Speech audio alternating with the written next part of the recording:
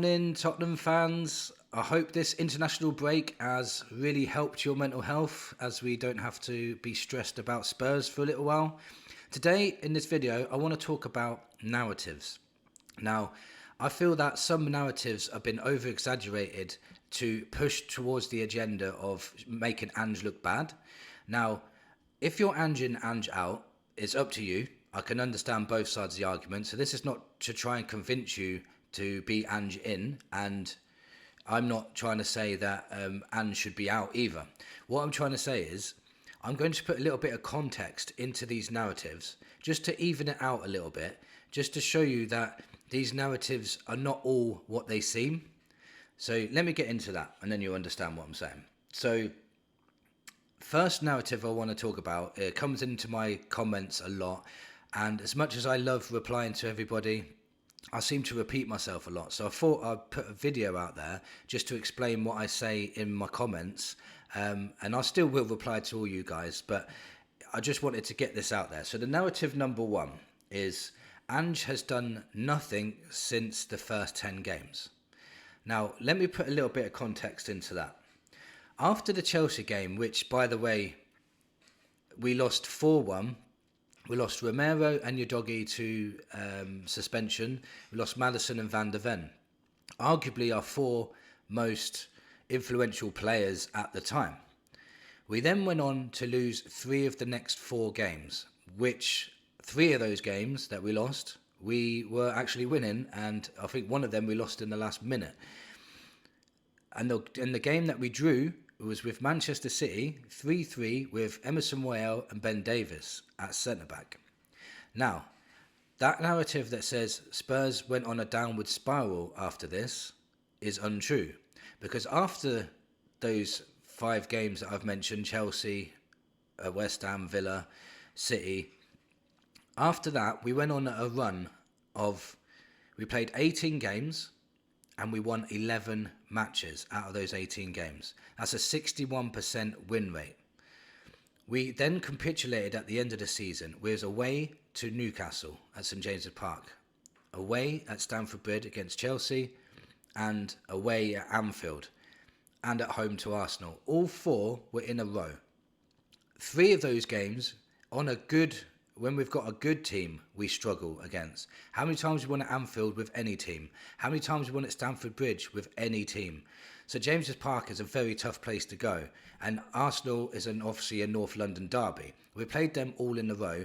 They were the better teams on the day, and that's where the points were dropped. And all of this was also after losing your 30-goal a season Harry Kane, which for me papered over a lot of cracks. And if you think about it, if we were that rubbish after the first 10 games, how did we finish 5th? Just 2 points away from the Champions League position as well. And we were playing Manchester City and were the better side. If we actually won that game and put away our chances, we would have been in the Champions League last season. So this narrative is we capitulated after the first 10 games is untrue. We didn't. We capitulated right at the end with a really tough amount of fixtures that we normally struggle with anyway, but they were all in a row. So for Spurs, that was very, very difficult. Also, the first 19 games of last season, we got 36 points. In the next 19 games of last season, we got 30. There was only a 6-point drop-off, even though we had those fixtures at the end. See what I'm saying? So there was not a capitulation. And if you think about it, the start of this season, the first 18 games before we started losing all our defence and goalkeeper, we won 11 of the first 18 in all competitions. Again, a 61% win rate.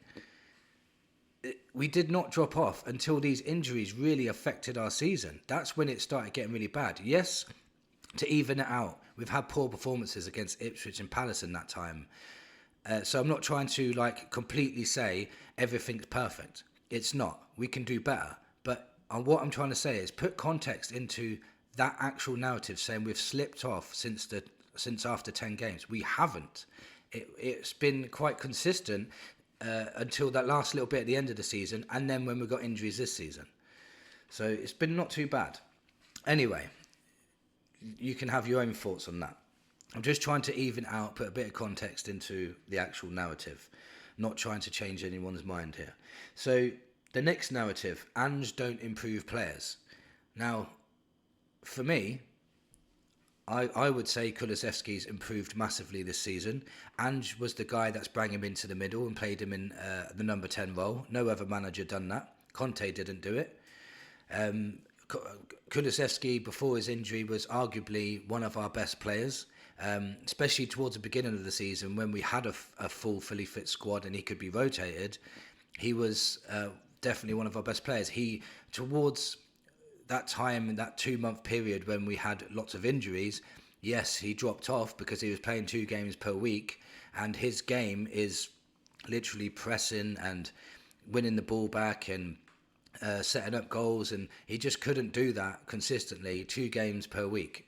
But I say he's been improved by Ange.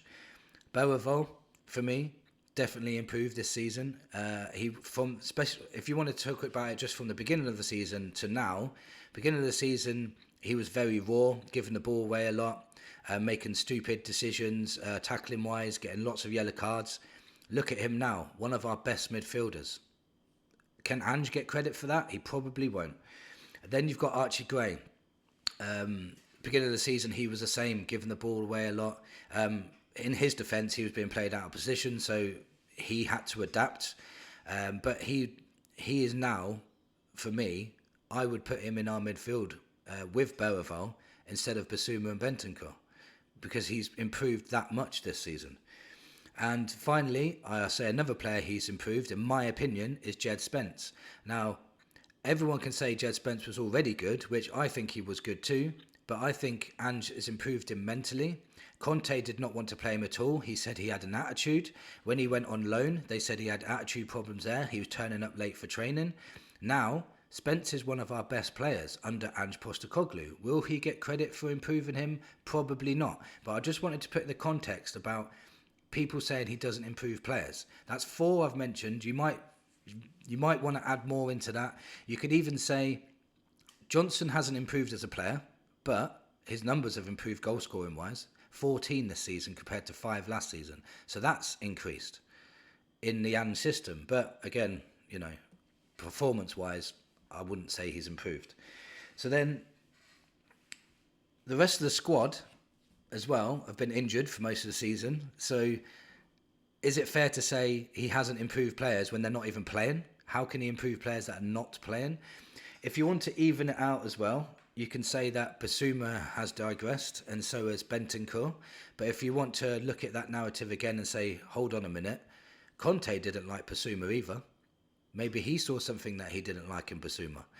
Bentancur, if you actually put context into Bentancur's performances, injured for a very, very long time with ACL, came back, got injured straight away. Then he came back and got suspended for 7 games. He's just not been the same since. But there is context as to why he might not be playing at his top level at the moment. But he was a quality player before those injuries.